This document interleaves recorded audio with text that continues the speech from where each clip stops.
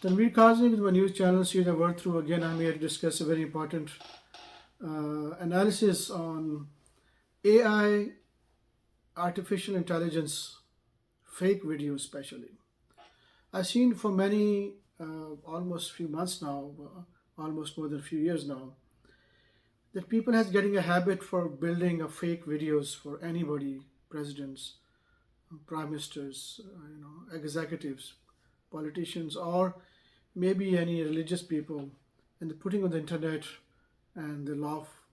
For me, it's a very, very dangerous situation because the state, the government, the world has to take serious action on this because they look so real. It almost looks real. It's impossible that we can say it's not real or people will accept it. And also, it is not allowed for make somebody's fake video and then make people laugh and degrade your personality. So I think the government, United Nations, or the world has to kick in now, law enforcement, and make a law that whoever makes somebody fake video, uh, person will be punished. Maybe a small punishment, not too much.